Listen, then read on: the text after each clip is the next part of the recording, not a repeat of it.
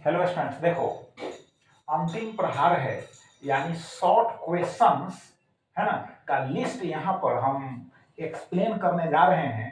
तो जितने भी मोस्ट इंपॉर्टेंट क्वेश्चंस हैं सभी को एक वीडियो में डालना संभव नहीं है, तो कुछ को हम यहाँ डाल दिए हैं और कुछ ऐसे ही समझा देंगे। तो जो ऐसे ही समझा देंगे उनको सुनकर कॉपी में 10 बार लिखिएगा, रिवाइज हो जाएगा। जो यहाँ पर एक्सप्लेन किया गया है बोर्ड पर उनको भी 10 बार देख कर लिखिएगा, समझ गए? तो इनका भी रिवीजन हो जाएगा। बात समझ गए?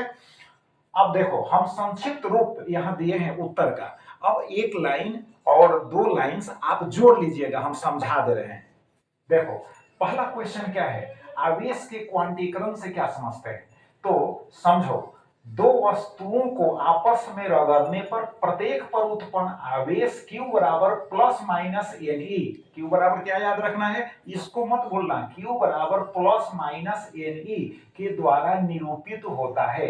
यानी जब दो वस्तुओं को आपस में रगड़ा जाता है, बात समझ गए, तो प्रत्येक वस्तु पर आवेश इस रूप में उत्पन्न होता है, इसी को आवेश का क्वांटीकरण कहते हैं।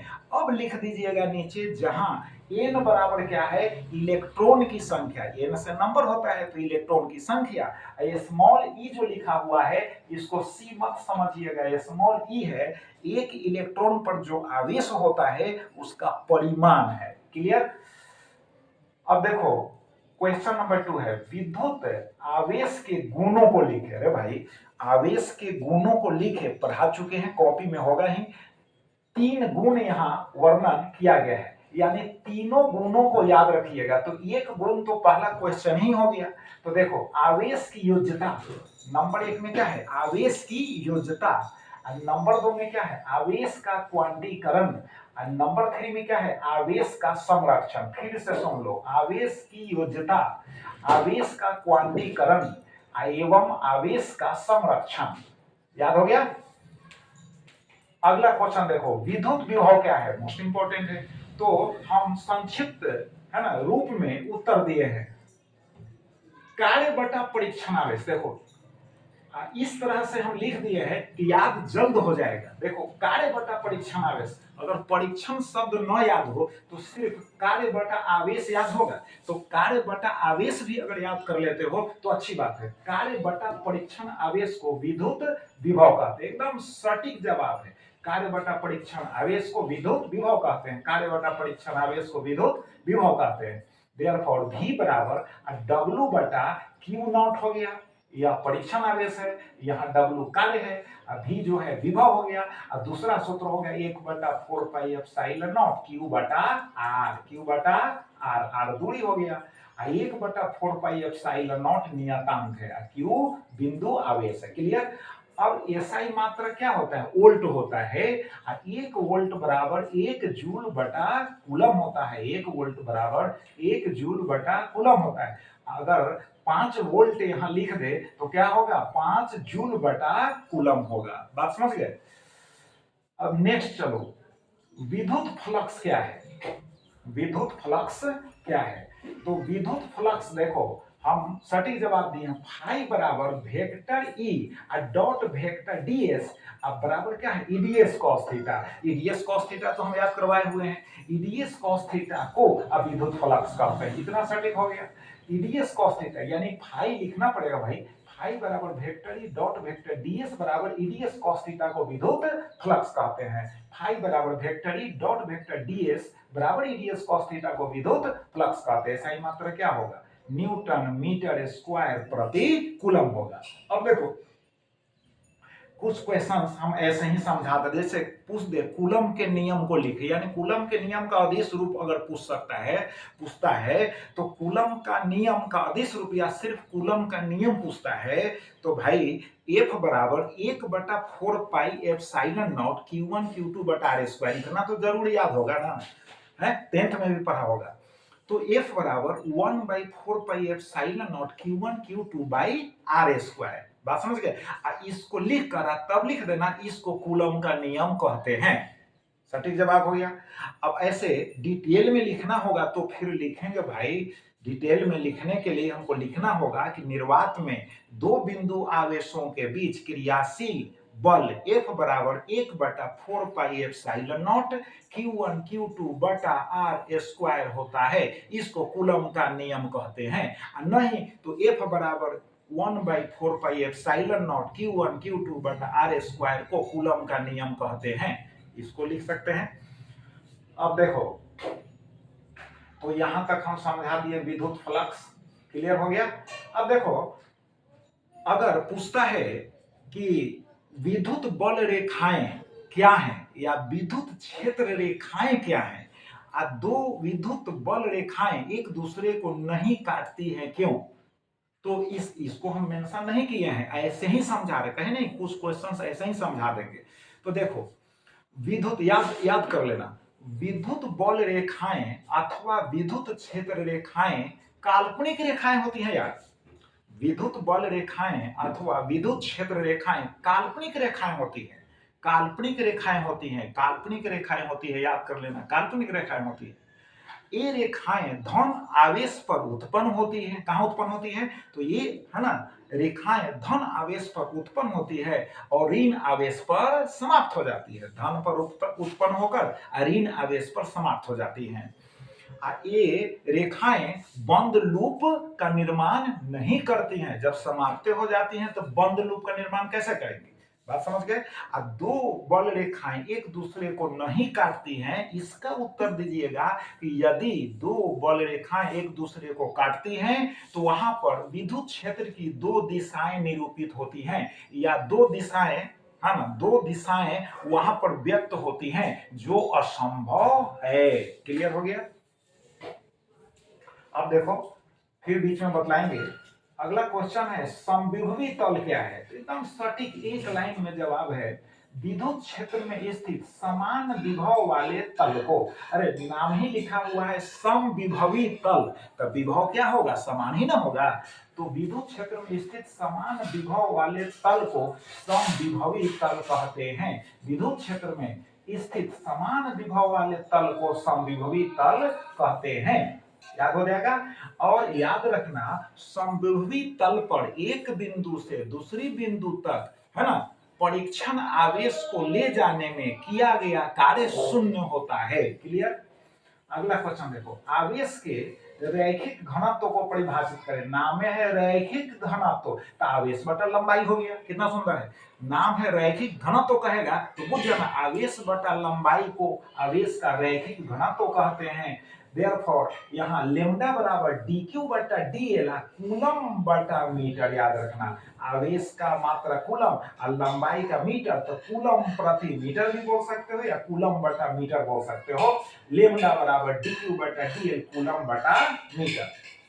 नेक्स्ट देखो, आवेश का क्षेत्र घनत्व को परिभाषित करें, तो फिर सटीक जवाब है आवेश बटा क्षेत्रफल। नाम है क्षेत्र घनत्व, आवेश का क्षेत्र घनत्व, तो आवेश ऊपर होगा और नीचे क्षेत्रफल होगा, तो आवेश बटा क्षेत्रफल को आवेश का क्षेत्र घनत्व कहते हैं। आवेश बटा क्षेत्रफल को आवेश का क्षेत्र घनत्व कहते हैं। देयरफॉर यानी इसलिए सिग्मा बराबर dq बटा ds और कूलम प्रति मीटर स्क्वायर, कूलम प्रति मीटर स्क्वायर हो गया।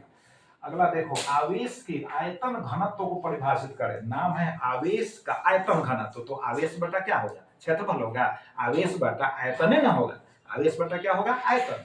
तो आवेश बटा आयतन को आवेश का आयतन घनत्व कहते हैं। आवेश बटा आयतन को आवेश का आयतन घनत्व कहते हैं।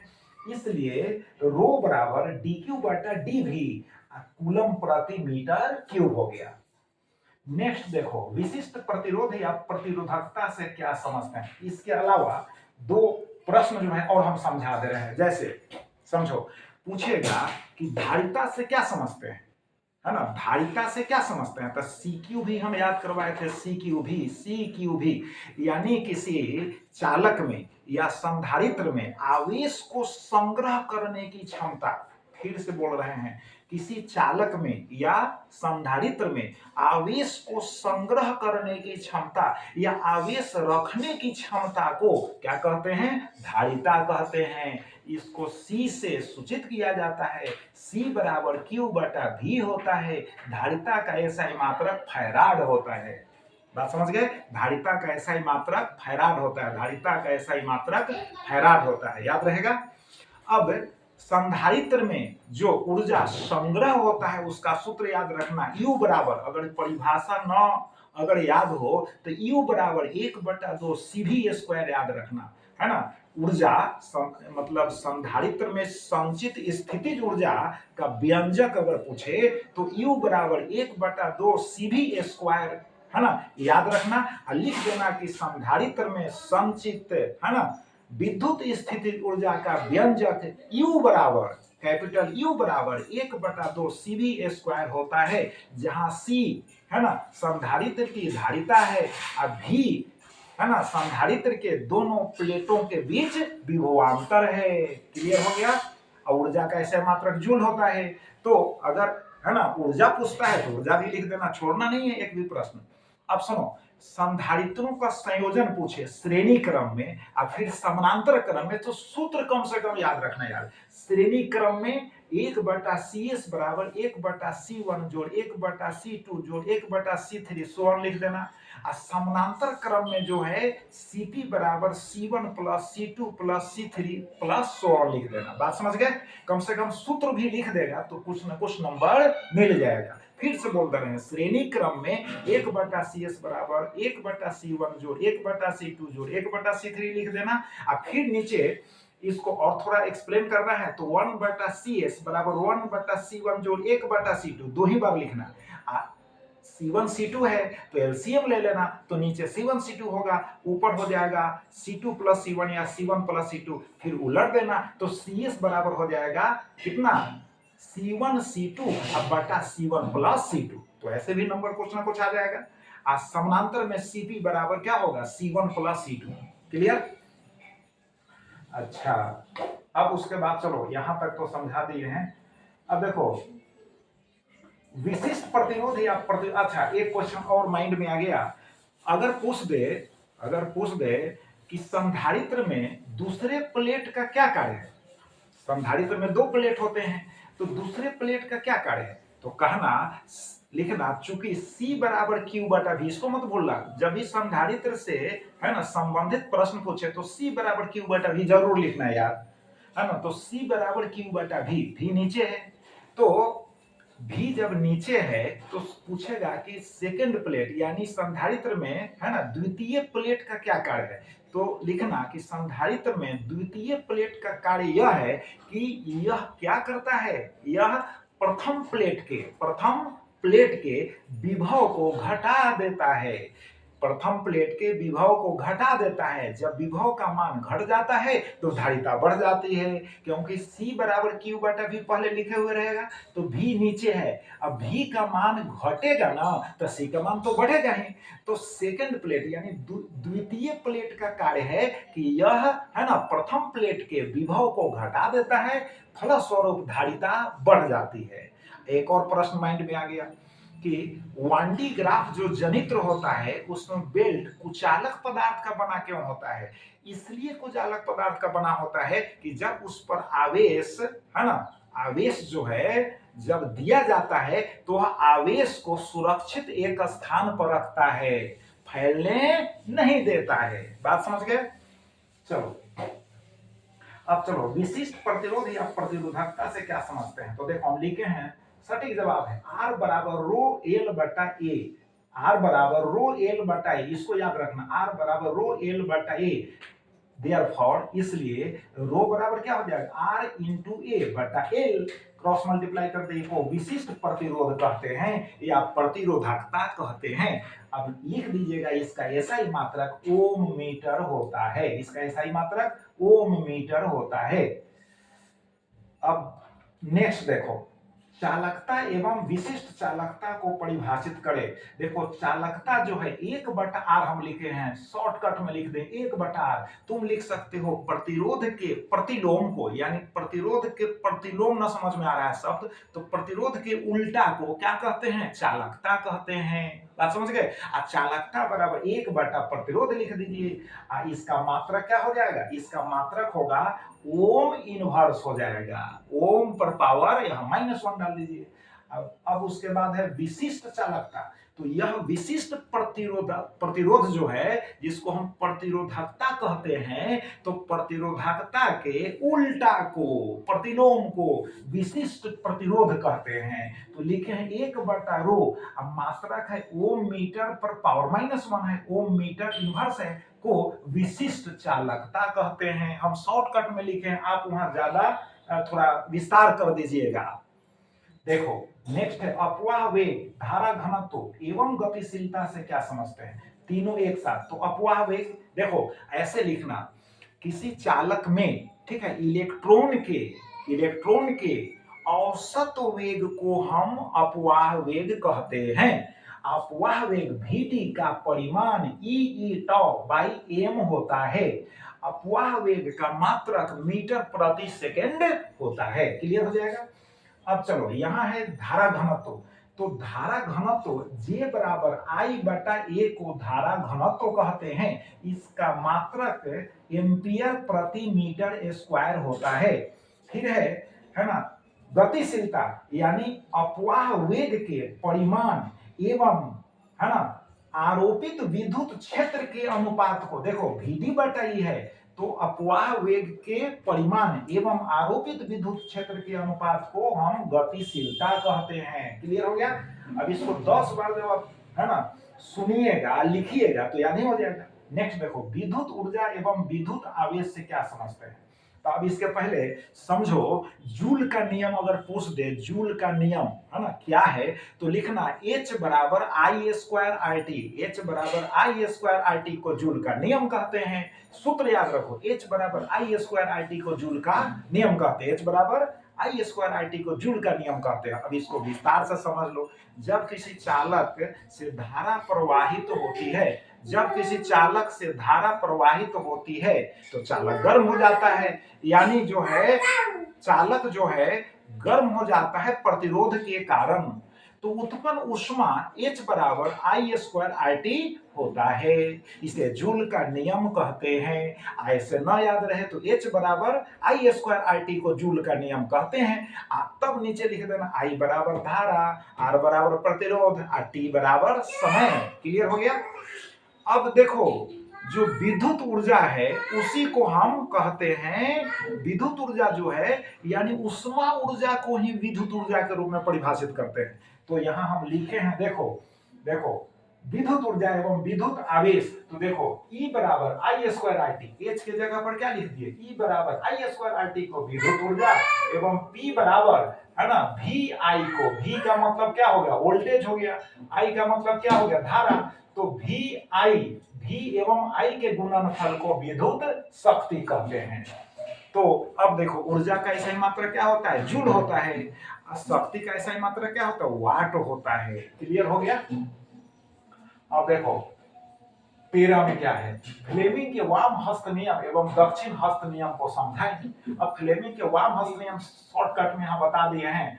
बल है, चुंबकीय क्षेत्र है, धारा। यानी ऐसे देखो, इतना बना लेना तुम चित्र। अंगूठा, ये जो अंगूठा है, अंगूठा यह बल को सूचित करता है। देखो बल हो गया, यानी इंग्लिश में इसको कहेंगे फोर्स फील्ड करंट। तो यह हो गया बल, यह हो गया, क्या हो गया, चुंबकीय क्षेत्र, यह हो गया धारा। बात समझ गया। याद रखिएगा, बल, चुंबकीय क्षेत्र, धारा, बल, चुंबकीय क्षेत्र, धारा। तो ऐसे इसका इतना पोर्शन का चित्र बना लेना है आपका, और इसमें अंगूठा के सामने दिखा देना है बल, ये जो तर्जनी है इसके सामने दिखा देना है चुंबकीय क्षेत्र, ये जो मध्यमा है इसके सामने दिखा देना है धारा, है ना। तब बनाकर लिख दीजिएगा, इसको फ्लेमिंग के वाम हस्त नियम कहते हैं। फ्लेमिंग का वाम हस्त नियम हो गया। अब दक्षिण हस्त नियम में इतना चित्र बना लेना ऐसे। अब देखो जहां बल था, अंगूठा बल था, वहां गति हो गया। क्या हो गया, गति। ये चुंबकीय क्षेत्र ही रहेगा और यह धारा ही रहेगा, तो गति हो गया और चुंबकीय क्षेत्र धारा, ऐसे बना देना है। तब लिखेंगे इसको फ्लेमिंग, है ना, फ्लेमिंग का कौन दक्षिण हस्त नियम कहते हैं, फ्लेमिंग का दक्षिण हस्त नियम कहते हैं।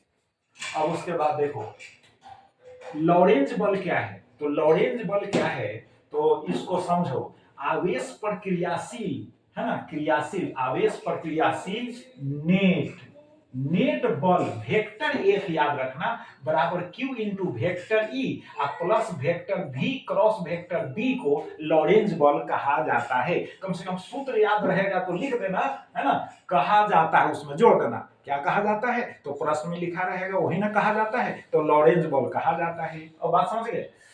अब देखो सीबेक प्रभाव एवं पेल्टियर प्रभाव को समझाएं, तो भाई हम डिटेल में तो पढ़ा चुके हैं, कॉपी में लिखा होगा तुम लोग। अब देखो यहाँ शॉर्टकट में बताए हैं, देखो यहाँ दो, है ना, तार का टुकड़ा, जैसे मान लो एक लोहा का टुकड़ा है और एक तांबा का टुकड़ा है, दोनों को जोड़ दिए जिस तरह से चित्र में दिया हुआ है। एक जंक्शन को रखे हैं गर्म पानी में और दूसरे जंक्शन को बर्फ के संपर्क में रख दिए, तो बर्फ के संपर्क में रख दिए तो इधर गर्म जंक्शन से होकर और ठंडा जो जंक्शन है उधर की ओर धारा प्रवाहित होती है। अब ऐसे दिखा देना है, तब लिख देना है, एक लाइन तो जरूर लिख दीजिए कि गर्म जंक्शन से धारा, है ना, ठंडे जंक्शन की ओर प्रवाहित होती है, इसको सीबेक प्रभाव कहा जाता है। अब देखो सीबेक प्रभाव के बाद पेल्टियर प्रभाव जो है सीबेक प्रभाव का उल्टा है, तो लिख देना पेल्टियर प्रभाव सीबेक प्रभाव का प्रतिलोम है। बात समझ गए, पेल्टियर प्रभाव क्या है, सीबेक प्रभाव का प्रतिलोम है। प्रतिलोम मतलब उल्टा होता है, प्रतिलोम मतलब क्या होता है, उल्टा होता है। बात समझ गए, सीबेक प्रभाव का, है ना, यानी प्रतिलोम है। बात समझ गए। अब उसके बाद देखो, उसके बाद है, उसके बाद देखो यहां पर है सोलर सेल। सोलर सेल क्या है, अब इसका उत्तर है यह अर्धचालक का बना होता है। सोलर सेल अगर पूछता है तो यह अर्धचालक का, है ना, अर्धचालक का बना होता है। किसका बना होता है, अर्धचालक का बना होता है। और जब प्रकाश इस पर आपतित तो होता है तो प्रकाश ऊर्जा को यह विद्युत ऊर्जा में रूपांतरित कर देता है। सोलर सेल अर्धचालक का बना होता है, जब इस पर प्रकाश आपतित होता है ना, तो यह प्रकाश ऊर्जा को विद्युत ऊर्जा में रूपांतरित कर देता है। उसके बाद देखो फ्यूज तार, तो फ्यूज तार क्या है, अरे भाई लिखा हुआ है फ्यूज तार, बुड़बक, फ्यूज तार लिखा है तो तुम इतना ही लिख देना, फ्यूज तार तार होता है यार। अगर मिश्र धातु में कौन कौन तत्व मिला है याद न है तो छोड़ो उस बात को, केवल लिखना फ्यूज तार तार होता है, यानी चाल के ना होता है भाई। अब इसका मुख्य जो बात है, प्रतिरोध उच्च होता है और गलनांक निम्न होता है। जब प्रबल धारा, है ना, प्रबल धारा इससे प्रवाहित होती है तो यह खुद गल जाता है और परिपथ को सुरक्षित कर देता है। बात समझ गए कि नहीं, बात समझ में आ रही है। अब देखो नेक्स्ट जो है उसके बाद है अति चालकता क्या है, तो जब किसी धातु का प्रतिरोध निश्चित ताप के नीचे शून्य हो जाए तो इस घटना को कहते हैं अति चालकता। जैसे पारा का प्रतिरोध जो है 4.2 के नीचे शून्य हो जाता है। क्लियर, यह बात जानते हो कि तापक्रम बढ़ने से धातु का प्रतिरोध बढ़ता है और घटने से घटता है। क्लियर, अर्धचालक, है ना, का प्रतिरोध जो है क्या होता है, घटता है। कब, जब तापक्रम बढ़ता है तब। अब देखो क्यूरी का नियम क्या है, तो देखो टीसी ताप के ऊपर, यानी जब हम लौह चुंबकीय पदार्थ को गर्म करते हैं, है ना, तो लौह चुंबकीय पदार्थ का रूप बदलता है, यानी वह जो है ना, अपना रूप बदलता है। बात समझ में आ रही है। तो किसी खास ताप के बाद जो है अगर लौह चुंबकीय पदार्थ अनुचुंबकीय पदार्थ में परिणत हो जाए तो उस ताप को हम कहते हैं क्रांतिक ताप। और क्रांतिक ताप, जब उस ताप को कहते हैं तो एक नियम भी प्राप्त होता है। क्या नियम प्राप्त होता है, तो देखो यहां चुंबकीय प्रवृत्ति जो है, जिसको हम लिखे हैं यहाँ एक्स जैसा दिख रहा है, लेकिन इसको जाई पढ़ना, एम लगा दिए हैं, तो जाई M is equal to C by T minus T C. तो सी जो है क्यूरी नियतांक है, टी जो है ना परम ताप है, टीसी जो है क्यूरी ताप है, टीसी जो है क्यूरी ताप है। क्लियर। अब उसके बाद देखो, एक्स किरणों के दो गुणों को लिखे अगर कहता है तो भाई एक्स किरणों के गुणों को लिखे तो बिना पढ़े हुए याद है।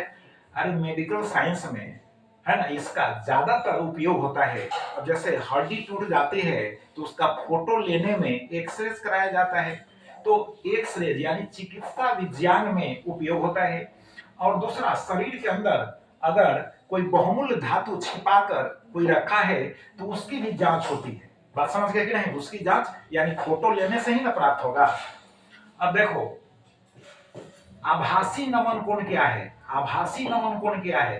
तो देखो, आभासी नमन कोण का मतलब है कि नति का जो चुंबकीय सुई होता है वह चुंबकीय या न्यूतर में न हो। तो उतना याद करने की जरूरी नहीं है, तुमसे याद न हो तो सटीक जवाब देना। नति वृत्त के चुंबकीय सुई का क्षैतिज दिशा के साथ जो कोण बनता है उसे आभासी नमन कोण कहते हैं। क्षैतिज वृत्त सॉरी नति वृत्त है ना कि चुंबकीय सुई का क्षैतिज दिशा के साथ जो कोण बनता है उसे आभासी नमन कोण कहते हैं। ऐसे इसका डिटेल में अगर हम लिखेंगे, समझ गए, तो कहेंगे कि जो नतिवृत्त है उसका जो चुंबकीय सुई है वह चुंबक उसका सतह उसका प्लेन अगर चुंबकीय या मेरुतर में नहीं हो तो उस स्थिति में सुई का क्षैतिज दिशा के साथ जो कोण बनता है उसको आभासी है ना नमन कोण कहते हैं। लेकिन हम शॉर्टकट में यहां लिख दिए हैं, उतना तुमसे याद भी नहीं होगा इतना जल्दी। अब देखो, आपेक्षिक अपवर्तनांक क्या है? तो आपेक्षिक अपवर्तनांक जो है क्या है, उसके पहले एक क्वेश्चन है ना ब्रेन में आ गया कि अगर पूछता है कि प्रतिघात या प्रतिबाधा से क्या समझते हैं, प्रतिघात या प्रतिबाधा से क्या समझते हैं, तो प्रतिघात को भी समझ लो। तो प्रतिघात जब पूछेगा कि प्रतिघात से क्या समझते हैं तो उसमें शब्द जोड़ देगा प्रेरणिक प्रतिघात या धारितीय प्रतिघात। तो जब ही प्रतिघात लिखा हुआ रहेगा तो समझ जाना यह प्रतिरोध है। प्रतिघात का मतलब समझना कि यह प्रतिरोध है यार। प्रतिघात प्रतिरोध प्रतिबाधा सब एक ही मीनिंग वाला है, समझ गए? तो लिख देना, कम से कम इतना तो याद रहेगा कि हाँ प्रतिरोधे है, प्रतिबाधा का है तो प्रतिरोधे है, समझ गए? तो प्रेरणिक प्रतिघात इसका मतलब जो कुंडली है, ऐसे तुम सटीक जवाब देना, कुंडली है ना, कुंडली यानी प्रत्यावर्ती धारा परिपथ में कुंडली, प्रत्यावर्ती धारा परिपथ में कुंडली से संबंधित प्रतिरोध को हम क्या कहते हैं? प्रेरणिक क्या कहते हैं? प्रतिघात कहते हैं। इसको XL से लिखा जाता है, XL बराबर ओमेगा L होता है।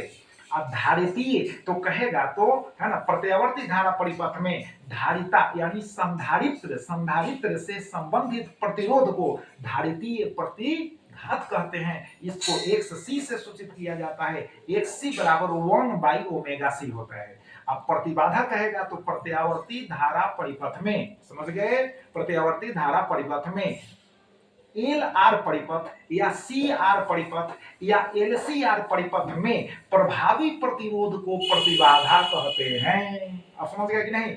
बात समझ गए? तो इस तरह से इसका जवाब दे दीजिएगा। अब देखो नेक्स्ट है आभासी नमन हो गया। आपेक्षिक अपवर्तनांक क्या है? तो आपेक्षिक अपवर्तनांक का मतलब है कि μ2 बटा μ1 याद रखना यार, μ2 बटा μ1 μ2 बटा μ1 μ2 बटा μ1 बराबर 1। μ2 को आपेक्षिक अपवर्तनांक कहते हैं। क्लियर हो गया? अब देखो पूर्ण आंतरिक परावर्तन क्या है? पूर्ण आंतरिक लिखा, परावर्तन क्या है? तो जब प्रकाश की किरण सघन माध्यम से विरल माध्यम में जाती है तो अभिलंब से दूर चली जाती है। तो हम उस वाक्य को नहीं लिखे हैं, हम सटीक जवाब दिए हैं कि जब आपतन कोण, यहाँ ग्रेटर देन का चिन्ह दे दिए, क्रांति कोण से बड़ा हो, जब आपतन कोण क्रांति कोण से बड़ा हो तो प्रकाश जो है ना, पुनः सघन माध्यम में लौट आता है। इस घटना को पूर्ण आंतरिक परावर्तन कहते हैं। इसका शर्त पूछ देगा तो याद रखना, शर्त में क्या डालना होगा कि आपतन कोण का मान है ना क्रांति कोण से बड़ा होना चाहिए और प्रकाश को सघन माध्यम से विरल माध्यम में जाना चाहिए। फिर से सुन लो शर्त, आपतन कोण का मान क्रांति कोण से अधिक होना चाहिए, आप प्रकाश को सघन माध्यम से विरल माध्यम में जाना चाहिए। क्लियर हो गया? अब देखो इसमें और प्रश्न को हम समझा दे रहे हैं। जैसे देखो पूछेगा है ना, वर्ण विक्षेपण क्या है? तो वर्ण विक्षेपण क्या है? तो जब श्वेत प्रकाश की किरण किसी प्रिज्म से होकर गुजरती है तो 7 अवयवी रंगों में बंट जाती है।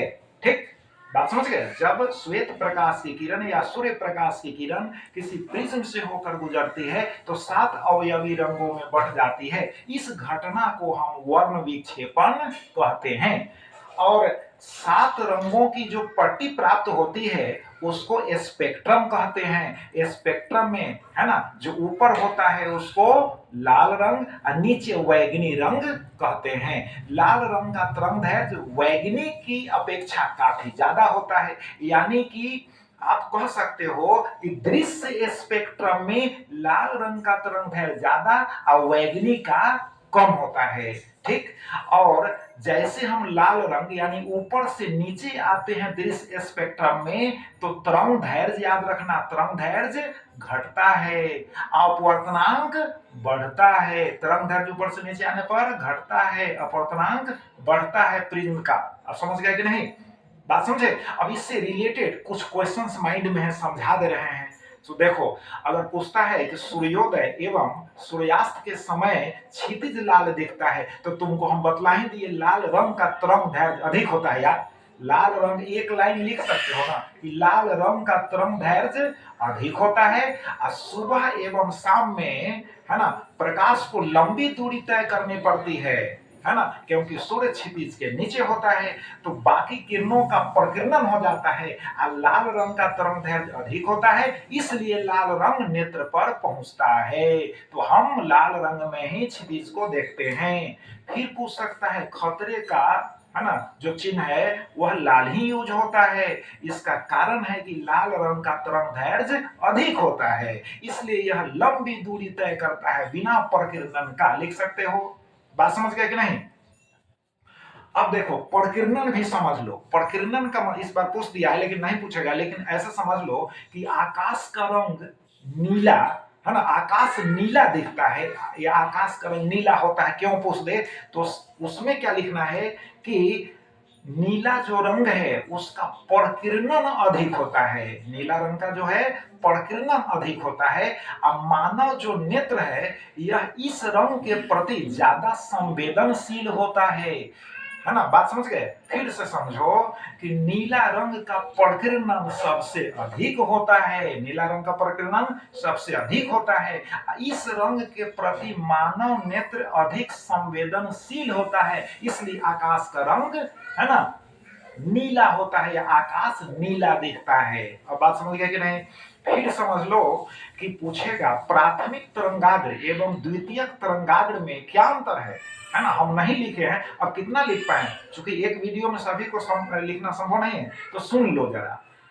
देखो वर्षा के दिनों में जल के कण है ना वायु में लटके होते हैं, तो जब श्वेत प्रकाश जल कणों पर आपतित होता है, ठीक, तो देखो कौन कौन सी घटनाएं घटती, तीनों घटनाओं का वर्णन कर देना। तो प्रकाश का अपवर्तन होता है, प्रकाश का वर्ण विक्षेपण होता है, प्रकाश का पूर्ण आंतरिक परावर्तन होता है। तीनों घटनाओं को लिख देना। अब फलस्वरूप आकाश में समझ गए, आकाश में संकेंद्रीय जरूर लिखना, संकेंद्रीय चापे दिखाई पड़ती हैं और संकेंद्रीय चापे रंगीन होती हैं जिनको हम इंद्रधनुष कहते हैं। इनमें 2 चापे होती हैं, अंदर वाली को प्राथमिक कहते हैं, बाहर वाली को द्वितीयक कहते हैं। अंदर वाली तो प्राथमिक होगा ही, अब बाहर वाली को द्वितीयक कहते हैं। प्राथमिक तरंगाग्र है ना द्वितीय की अपेक्षा ज्यादा चमकीला होता है। फिर से समझो प्राथमिक द्वितीयक को, यानी वर्षा के दिनों में जल कणों पर जब प्रकाश आपतित होता है तो है ना प्रकाश का अपवर्तन होता है, फिर पूर्ण आंतरिक परावर्तन होता है और फिर क्या होता है, यानी वर्ण विक्षेपण होता है। और फलस्वरूप आकाश में जो है रंगीन चापे दिखाई पड़ती हैं। इन रंगीन चापों को इंद्रधनुष कहते हैं। ये चापे है ना ये चापे जो होती हैं दो होती हैं। अंदर वाले को प्राथमिक इंद्रधनुष कहते हैं तथा बाहरी वाले को द्वितीयक इंद्रधनुष कहते हैं। प्राथमिक है ना द्वितीय की अपेक्षा ज्यादा चमकीला होता है। क्लियर हो गया? तो चलो अब इतने क्वेश्चन हम एक्स्ट्रा समझा दिए। और उसके बाद देखो यहां पर आओ, अपेक्षिक अपवर्तनांक हो गया, पूर्ण आंतरिक परावर्तन होगा। ब्रूस्टर के नियम को लिखे एवं पोलराइड को समझाया। तो ब्रूस्टर के नियम देखो, tan IP एकदम सटीक जवाब याद रखो, tan IP बराबर म्यू, tan IP बराबर म्यू, tan IP बराबर म्यू, tan IP बराबर म्यू को ब्रूस्टर का नियम कहते हैं। वो कांच का स्लैब यानी है ना बना लेना है, लिख देना है कांच का स्लैब। कांच का स्लैब थोड़े ले जाना है एग्जाम। कांच का स्लैब मतलब एक आकृति बना देना है चौकोर, लिख देना है ना कांच का स्लैब, और उस पर ऐसे प्रकाश को दिखाना है तिरछा, परावर्तन भी दिखाना है, अपवर्तन भी दिखाना है, वो अभिलंब डाल देना है। इतना कम से कम बना दोगे और तब लिख दोगे कि tan IP बराबर म्यू को ब्रूस्टर का नियम कहते हैं, जहां IP जो है ध्रुवण कोण है और म्यू जो है कांच का अपवर्तनांक है। चलो पोलराइड क्या है, तो लिखना पोलराइड है ना टूरमैलिन क्रिस्टल होता है और इससे निकला प्रकाश ध्रुवित होता है। फिर से बोल दे रहे हैं कि पोलराइड टूरमैलिन क्रिस्टल होता है, इससे निकला प्रकाश ध्रुवित होता है। और उपयोग में लिख देना कि एरोप्लेन यानी हवाई जहाज, हेलीकॉप्टर, समझ गए, और ट्रेन के खिड़कियों में जो है पोलराइड का उपयोग किया जाता है।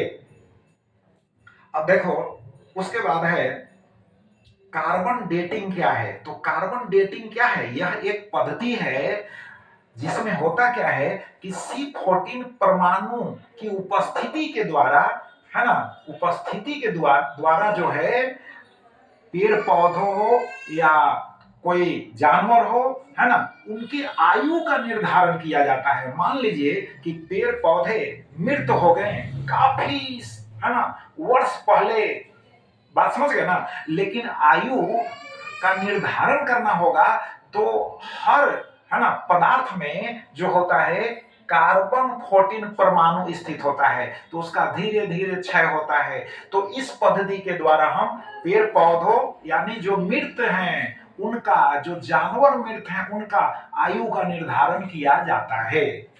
अब देखो उसके बाद है मॉडुलन क्या है। अरे यार मॉडुलन क्या है, तो देखो निम्न आवृत्ति की तरंग को जब अध्यारोपित करते हैं उच्च आवृत्ति की रेडियो तरंग के साथ, निम्न आवृत्ति की तरंग समझ लो, यहां लिखे नहीं है हम, निम्न जगह नहीं है, समझो निम्न आवृत्ति की तरंग को, निम्न आवृत्ति की तरंग को, निम्न आवृत्ति की तरंग को, निम्न आवृत्ति की तरंग को उच्च आवृत्ति की रेडियो तरंग के साथ जब अध्यारोपित करते हैं तो इस प्रक्रिया को हम कहते हैं मॉडुलन। मॉडुलन अब समझ गए कि नहीं, मॉडुलन कहते हैं। अच्छी तरह समझ में आ गया। अब देखो मॉडुलन के प्रकार पूछ दे तो 3 प्रकार लिख देना कम से कम। तो आवृत्ति मॉडुलन लिख देना, आयाम मॉडुलन लिख देना, कला मॉडुलन लिख देना। आवृत्ति मॉडुलन लिख देना, आयाम मॉडुलन लिख देना, कला मॉडुलन लिख देना। बात समझ में आ रही है? तो मॉडुलन हो गया। वी मॉडुलन कहे तो कहना कि भाई उच्च आवृत्ति की रेडियो तरंग से निम्न आवृत्ति की तरंग को अलग करने की प्रक्रिया को वी मॉडुलन कहा जाता है। क्लियर हो गया? अब कुछ इसके अतिरिक्त भी बतला देते हैं। अच्छा पहले एक क्वेश्चन है यहाँ पर, देखो बोर मॉडल के खामियों को लिखें। बोर जो मॉडल है खामियों को लिखें तो देखो एक में लिखना इलेक्ट्रॉन के वितरण को है ना नहीं समझाया, इन्होंने इलेक्ट्रॉन के है ना वास्तविक वितरण को नहीं समझाया। और दूसरा है कि जटिल परमाणुओं के स्पेक्ट्रम को नहीं समझाया। जटिल परमाणुओं के स्पेक्ट्रम को नहीं समझाया, इलेक्ट्रॉन के वितरण को नहीं समझाया। ये दोनों जो है खामियां है। कहने का मतलब है कि अब विस्तार में नहीं जाना है, समय कम है। बात समझ गए।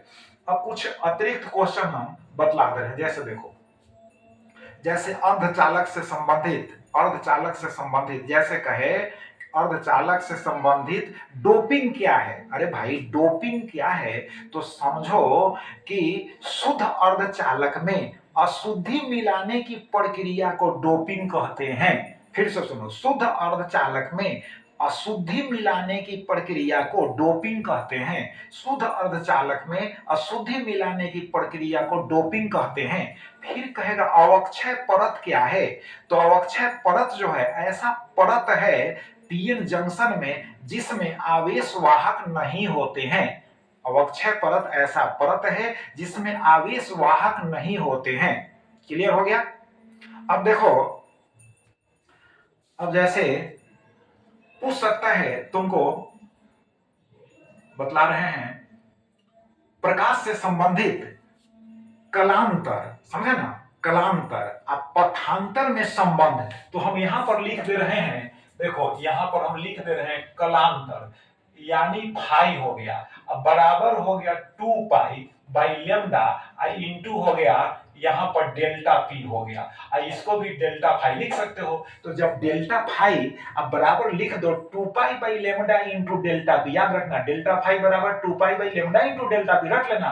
तो इतना लिख तब लिख देना डेल्टा फाई जो है कलांतर है तथा डेल्टा पी जो है पथांतर है और लेमडा जो है प्रकाश का तरंगदैर्घ्य है। तो यह जो है ना, कलांतर एवं पथांतर के बीच के संबंध को सूचित करता है। ऐसे लिख सकते हो कि नहीं। तो ये हो गया कलांतर पथांतर के बीच का संबंध। और क्या पूछा जा सकता है, बता रहे हैं प्रकाश से संबंधित अभी हम बता रहे हैं। व्यतिकरण क्या है, पूछ दे व्यतिकरण क्या है। तो जब दो प्रकाश तरंगें किसी माध्यम में, समझ गए, एक ही दिशा में गमन होती हैं तो आपस में मिलती हैं। जब दो प्रकाश तरंगें किसी माध्यम में एक ही दिशा में चलती हैं तो आपस में मिलती हैं। मिलने के बाद अध्यारोपण के बाद किसी स्थान पर प्रकाश की परिणामी तीव्रता महत्तम होती है अथवा न्यूनतम होती है। परिणामी तीव्रता महत्तम होती है अथवा न्यूनतम होती है। फिर से बोल रहे हैं व्यतिकरण क्या है, तो इसका जवाब होगा जब दो प्रकाश तरंगें किसी माध्यम में एक ही दिशा में गमन करती हैं, चलती हैं तो आपस में मिलती हैं। इसको अध्यारोपण कहते हैं। अध्यारोपण के बाद किसी स्थान पर परिणामी तीव्रता महत्तम होती है अथवा न्यूनतम होती है। इस घटना को प्रकाश का व्यतिकरण कहते हैं। ठीक। अब कहे कि कला संबद्ध स्रोत या अकला संबद्ध स्रोत क्या है, तो कला संबद्ध स्रोत का मतलब है कला संबद्ध यानी कलांतर जो है नियत होना चाहिए। कलांतर क्या होना चाहिए, नियत होना चाहिए। कलांतर नियत होना चाहिए।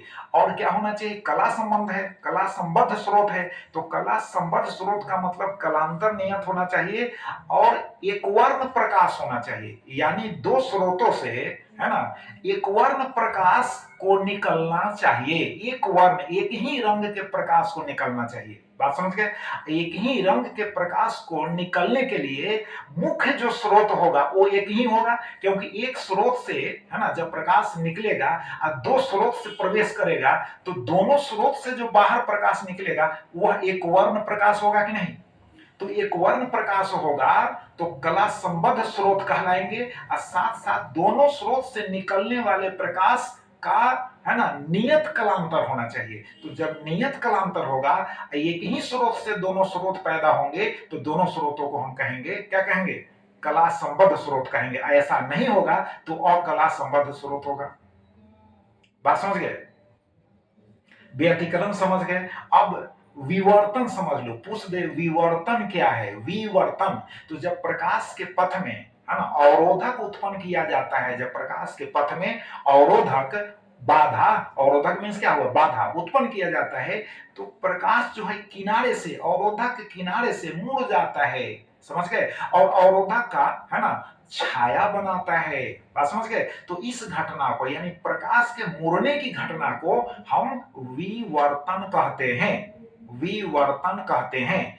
अब तरंगाग्र पुष्प क्या है, तरंगाग्र क्या है, कितने प्रकार के होते हैं, तो तरंगाग्र समझो, यानी तरंगाग्र समझना है तो किसी बिंदु स्रोत से समान दूरी पर, किसी बिंदु स्रोत से समान दूरी पर जितने भी तरंगिकाएं होती हैं समान कला में होती हैं, जितनी भी तरंगिकाएं होती हैं समान कला में होती हैं, जितनी भी तरंगिकाएं होती हैं समान कला में होती हैं, इन तरंगिकाओं को स्पर्श करने वाली काल्पनिक सतह को तरंगाग्र कहते हैं। फिर से सुनो, तरंगाग्र क्या है का जवाब सुनो, किसी बिंदु स्रोत से समान दूरियों पर स्थित तरंगिकाएं समान कला में होती हैं, इन सभी है ना तरंगिकाओं को छूने वाली, स्पर्श करने वाली काल्पनिक सतह को तरंगाग्र कहते हैं। तरंगाग्र के तीन प्रकार होते हैं, एक में गोलीय, दूसरा हो गया बेलनाकार और तीसरा हो गया समतल तरंगाग्र।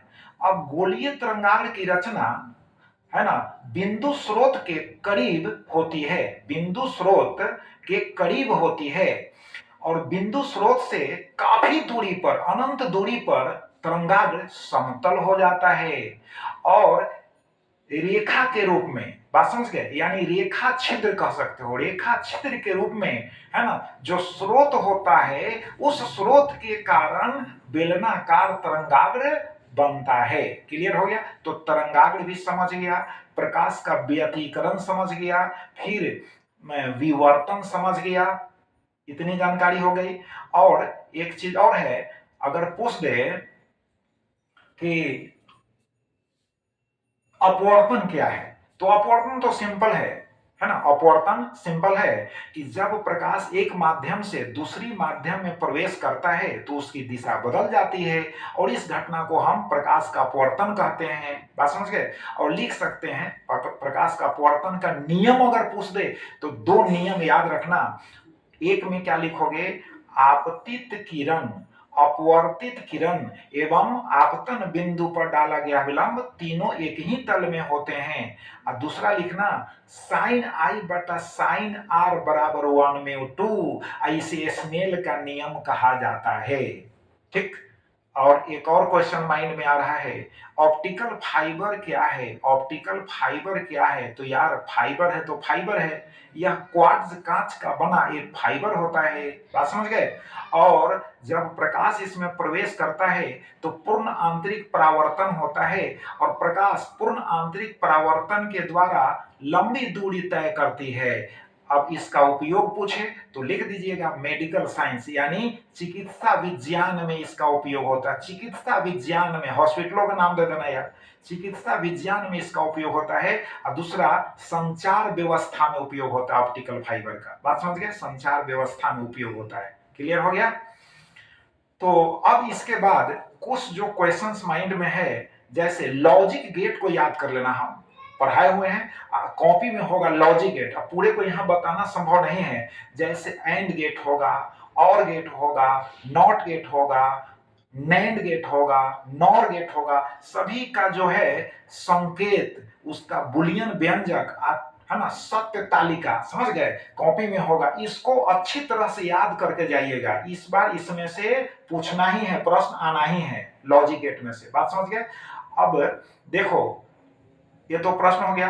अब दूसरा है कि बाइनरी सिस्टम यानी द्विआधारी पद्धति में पूछ देगा 25 को द्विआधारी पद्धति में व्यक्त करे लिखे, तो ये भी बतला चुके हैं लेकिन फिर भी यहाँ पर हम बतला दे रहे हैं, द्विआधारी पद्धति में जोड़ घटाओ और लिखना हम समझा दे रहे हैं। तो चलो यहाँ पर हम बता दे रहे हैं, इतने ही जगह में हम बता दे रहे हैं। देखो द्विआधारी पद्धति में जैसे मान लो कि छोटा सा नंबर दे रहे हैं, जैसे देखो यहां पर है 11 है, अब इसको लिखना है द्विधारी पद्धति में, ठीक है, तो अब 2 से रेगुलर भाग देना है, क्या करना है, द्विधारी पद्धति में कहेगा तो 2 से रेगुलर लगातार भाग देते रहना, तो कितना हो जाएगा, 5 दूना हो जाएगा 10, 5 दूना 10 हो जाएगा, तो यहाँ शेष लिखना, शेष तो 1 होगा, फिर 2 से भाग देना, तो 2 दूना कितना हो गया 4, तो 1 लिखना, अब फिर 2 से भाग देना, तो 2 एकम 2, तो यहाँ 0 लिख देना, तो अब आंसर नीचे से यहां से शुरू करना है, यहां तक जाना है, तो कितना हो जाएगा 1 0 1 1, ऐसे लिखकर 2 लिख देना, ऐसे लिखकर 2 लिख देना। तो ये हो गया द्विधारी पद्धति में व्यक्त हो गया कि नहीं, 11 का लिख दिए हैं। अब 11 द्विधारी पद्धति में नहीं लिखा हुआ, 11 हम बोल रहे हैं ना यार, तो द्विधारी पद्धति में नहीं ना हुआ, वह दार्शनिक पद्धति में हुआ। अब इसी तरह से 25 का लिखना होगा, 35 का लिखना होगा, 27 का लिखना होगा, जिसका कहेगा लिख डालोगे। अब कहेगा कि भाई, अब कहेगा कि द्विधारी पद्धति में है, इसको जो है दार्शनिक पद्धति में, तो ये भी हो जाएगा। जैसे देखो, अब यहीं पर इसको हम बनाकर बतला दे रहे हैं, देख लो 1 0 1 1, देखो 1 0 1 1 है, 1 0 1 1 है, 1 0 1 1 है। अब देखो इधर से शुरू करना लिखना, 1 1 2 3 4, कितने अंक हो गए, 4 अंक हो गए। तो क्या करना है कि 1 गुना और 2 पर पावर 3 लिखना है, इस 1 को लिखना है, इसके बाद 3 अंक हो गया, तो 2 पर पावर 3 और प्लस हो गया, 0 गुना हो गया 2 पर पावर 2 और प्लस हो गया 1 गुना, है ना, 2 पर पावर हो गया 1 और प्लस 1 गुना 2 पर पावर 0, तो बराबर कितना होगा, 2 को 3 बार गुना करो, 2 दूना 4 दूना 8 हो गया।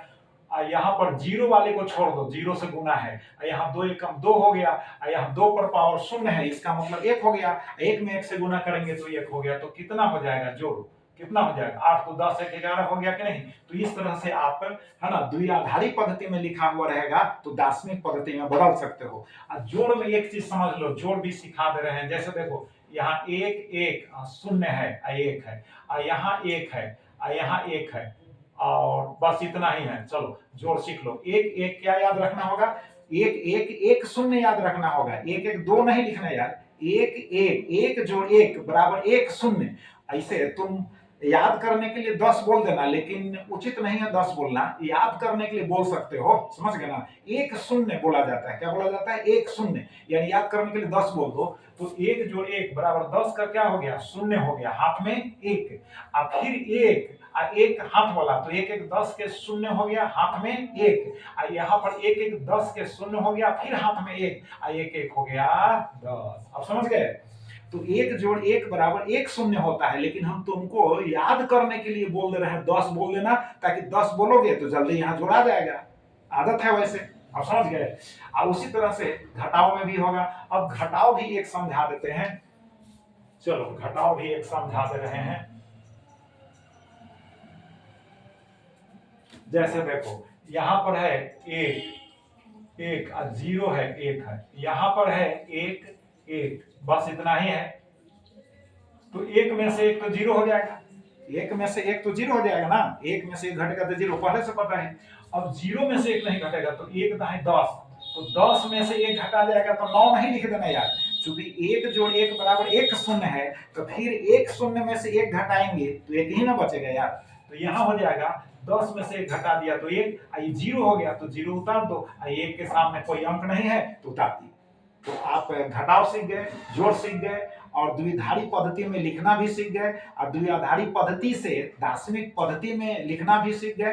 और लॉजिक गेट को जरूर याद कर लीजिएगा, बात समझ गए ना, लॉजिक गेट में से क्वेश्चन रहेगा, लॉजिक गेट में से क्वेश्चन रहेगा, तो उसको याद कर लीजिएगा। इसको हम बतला ही दिए, बात समझ गए।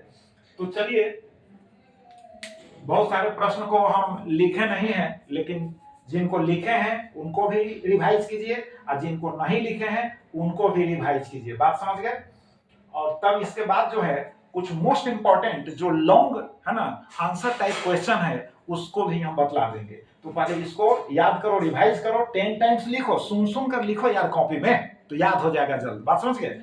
तो चलो, थैंक यू वेरी मच।